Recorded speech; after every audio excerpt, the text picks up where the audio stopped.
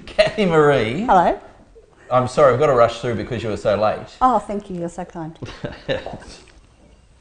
Thank you for joining us at Business Insider, and also within the lovely environs of Milestone Villanova. Nice. So we operate on a caravan technique and we just go visit people who don't charge us anything. Anyway, that's another thing.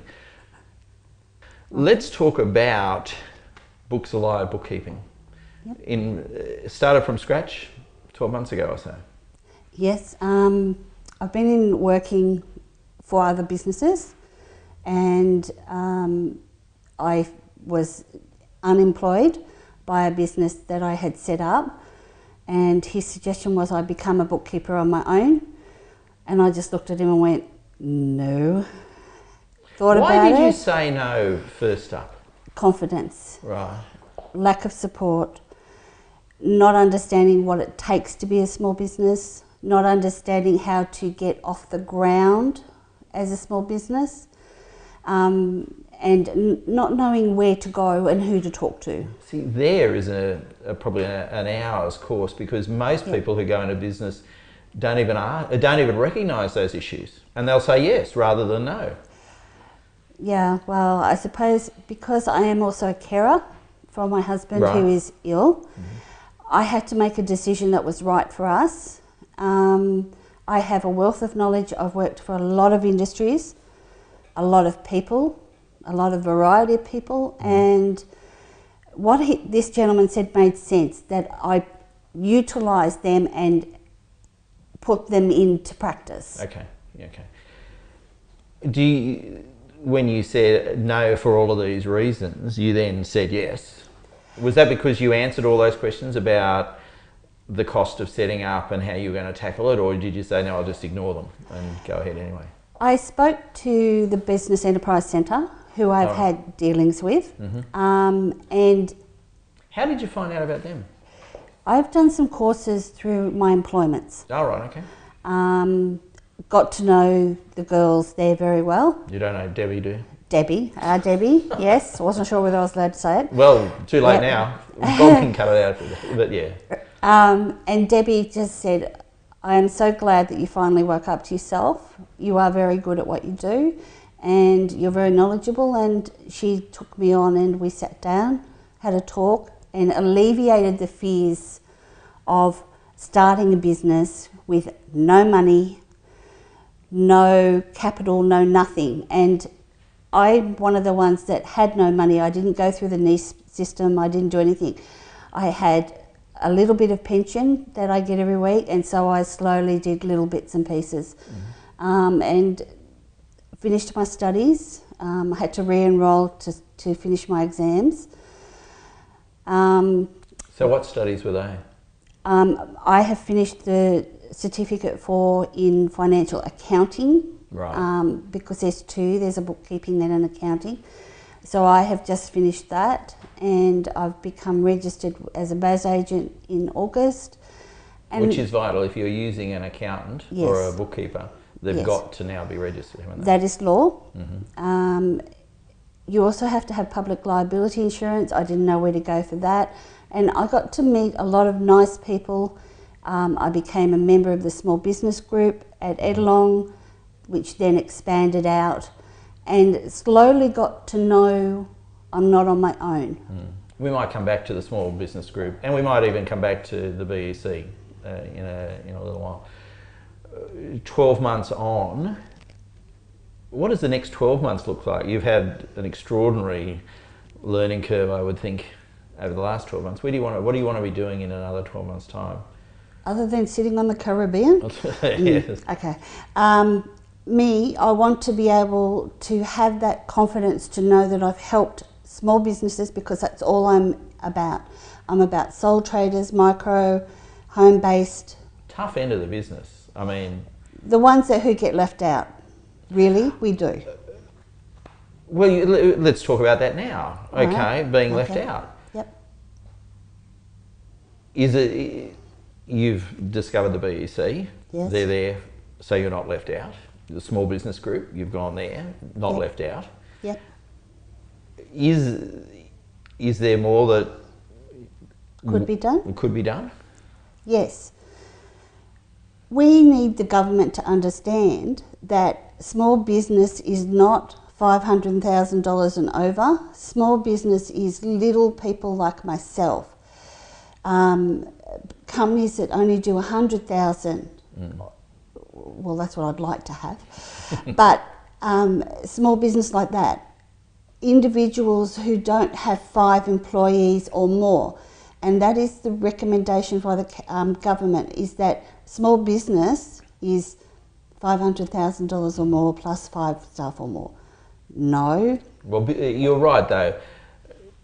The BiUC recognises it's 1 plus half is a small business. Yes. So you found the BiUC independently, or because you knew Debbie, or did someone recommend it to you? I found them in the paper several years ago for an organisation, a community organisation, and I did their courses. Okay. Then I got. Do they do enough to present themselves and for small and emerging businesses? Yes, they do heaps. To make themselves visible? Oh, they could be a little bit more visible, unless you know where the ads are in the paper. How should they? How should the BiUC be more visible then? Similar to how I've now become myself, and that is to network. Get out of the office, come and sit on panels, come and see people at business groups such as the Small Business Group, or forums like what the Business Insider does. Make themselves known more. I know they do some of those things already. Chambers of Commerce, but unless you know those people, you don't know they're on. And well, I can give you a plug there. If everyone who watches this doesn't realise that the Business Insider has a What's On page, which is probably the most extensive What's On page on the Central Coast, they need to give themselves an uppercut, because they will find out about all those courses and when the small business groups are meeting and things like that. Yeah. It's getting out there though, isn't it? You yes. Slowly. Have forced yourself yes. to get out there. People like myself, yourself, wherever I go, the one thing I do is I advertise myself. I advertise the Small Business Network Group, and I advertise the Business Enterprise Centre. Then I start advertising my clients and getting them to interact. That is the only way we're going to get noticed, because we're really and truly left out by councils and government. Let me be provocative. I think you leave yourself, not you because you're not, but I think a lot of small business people who say yes to going into business have not asked themselves those questions which you initially said no to. I don't want to do this. Yeah. They don't understand or don't believe that it is about them. They believe others will just come. Yes. And it's not true, is it? No, it's a lot of hard work, a lot of sleepless nights, a lot of networking. You have to network. And do you enjoy networking? No, I didn't. That's an important. That was the question. If you said straight up, yes, I do. No one enjoys it initially. No, I didn't. I was frightened because I had a confidence issue, because I'd been hurt, whether I was good enough to be part of these people. And it's amazing how they have been so good, and how they've helped. And they're not all frightening. They are very friendly people who know what it's like. And then you have the people that have been doing it for a long time that are willing to pass on their information. But it doesn't happen overnight. And small business and emerging business, I think that can be a flaw, that they expect it to happen overnight. And they, you walk into a room and you expect people to come up to you. Yes. It doesn't happen. No. I mean, I have a very extroverted personality, but I'm still very nervous about going up and saying, oh, hi, I'm Kathy Marie, and I'm a bookkeeper. But you're going to do something. You are a special person. I don't mean that. I think so. Well, you want to start a bookkeepers group or forum? Support network, yes, Yeah. I do. You want to talk about that for a minute? Yes. I was lucky enough to do the action coaching mentoring program, and I was struggling. We should just cut it there. Sorry. And because I wanted to learn. And then the one thing that I was having and struggling with was trying to get accountants to work with us and to help us. And they're their own little group, and we do the work. We're like, they're the queen bees and we're the little worker bees. And sorry if it takes offence to anybody, I don't mean it to. But there are network groups there that support them, but not on the Central Coast. And we need a support group so that Joe Blow from bookkeeping service, whatever, can come and see other people like them who have just started out on their businesses and that are struggling because they don't know that industry, or they don't know about software, or they don't know about what accountants are good and things like that. And just not just physical support, but emotional support is what's lacking for bookkeepers. See, I'd suggest it's lacking for every new small business, unless they really are exceptional. They are often incredibly lonely. Yes. And feeling as though they are without support, when in actual fact there are facilities, and even to a certain extent, our role at the Business Insider is to provide support, give them a voice. And yes, you were vocal in your comments, and you're sitting here now talking about what those issues are, which is we wait for people to come up to us.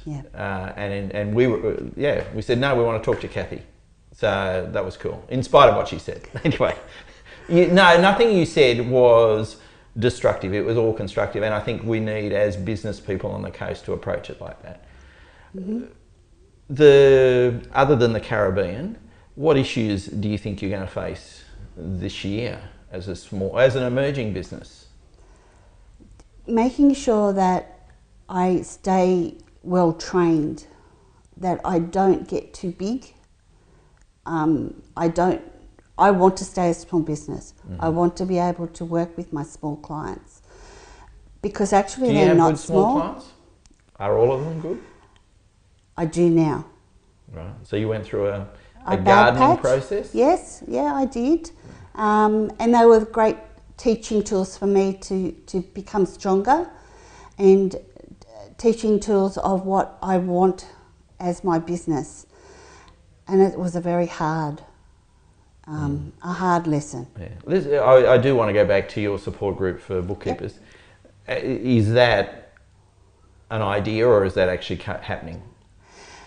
No, it is in the process of starting. I was going to start last year, but things became a bit too busy, and on my to-do list, it's the second one down. I'm asking everybody who their bookkeepers are. Can I ask what's on the top one? Yes, I suppose. I'm asking. Win lotto. Sorry, you asked. It's in the process because I waited for Christmas to finish. I'm speaking to people like yourself, asking who your bookkeepers are. I'm getting information together within my head of what I want to put forward to people, because I want their ideas. I want to be able to have 2 sessions, one on the peninsula, because I'm very much peninsula orientated, and one on the further on the coast. And be able to just have people be able to come and sit down and talk. And if you need support, who can you go to? Well, Deputy Chairman of the BiUC here, so I'm saying you should... I didn't know that. There you go. Talk to Debbie, talk to the business development people there, because they need to be included in that group, as they need to be included in your small business networking group too, and exposed at that level, because the BiUC has a lot to offer there. Debbie was one of my instigators to start the support group. Good. I did speak to her. Yep. And the first meeting back of the Gosford Small Business Networking Group is Debbie coming to talk to people. Okay, cool. I lassoed her. Not an easy girl to lasso. No, Yeah. it isn't. The opportunity to get the small business group working better. Yep. Again, it's about getting people who want to be involved. Is that a business networking opportunity for you, or is it a support network for you? It's a business networking group. Right. It's making people aware that there are people out there, bringing them in, talking to people. Everyone I talk to, every one of my clients, do you know about? Bringing them in, listening to other people's experiences. So it's business orientated for me, 90% of the time, and 1% has support. But you need to also know that you have to stand on your own 2 feet. But you also need to know that you've got people like yourself and Mr. Fitzgerald and the BiUC that can help you too. And that's why having them at the meetings to talk is very important. Well, you've met the Premier. You now have the opportunity to say, sir, small business needs this done. Yep. Now. Yes. What needs to be done right now? Okay. Well, why do we have to report so much? Why do you need to know what coloured underwear we wear? Why are you making... So it's red tape. Red tape. And why? And nobody can answer that question. They'll agree with me. Yes, there is a lot of red tape. What can we do? I think they need to make reporting a lot more simpler. They need to realise that we are the backbone and that they need to listen to what we've got to say. We need support more from the government departments. We need maybe, yes, financial assistance. Not a lot, but for myself to get a grant, there is no such thing. For a business such as people who have $500,000 or more earnings, they are and can get grants. Studying, other than what the BiUC does, is extremely expensive. For what? So is it just red? Is it, can you be specific? Is it the taxation, the compliance that is... Compliance was important because, yes, there were a lot of bookkeepers around that were not doing the right thing. And it's a pity because it did put a lot of companies to the wall. And I really feel for those people. Compliance is important. No, that needs to stay there. But the taxes that we pay, the fees that we have to keep paying, ongoing fees, and every time someone comes out to you, you're charged $250 from a government department. Why? Why do we have to do that? They come out unannounced, and the next thing you know, you get a bill. Why can there not be more communication? Why can't they listen to what we've got to say and understand that it's us that keeps them in their job? I suspect you're on the trial now. We sometimes need to shout at them so whether they can hear it. Yeah, but whether they listen is different. Then they are our servants, and oh yeah. We pay their bills. You do more often than I do. Yeah. And it is that we've got to realise. We've got the opportunity to force things through. That's why we are having you here today, to give some voice to that. No need to thank you, because you are a representative of a critical part of our business tapestry. So we've just got to, they all have ears. Sometimes they just don't have the money to listen, or they just don't have the will to listen. We'll see what we can do. Maybe they should take the red tape away and make it pink tape. Just lower some of the hurdles that maybe small just businesses... nice purple tape. Oh, all right. Yes, purple will be fine. Thank you.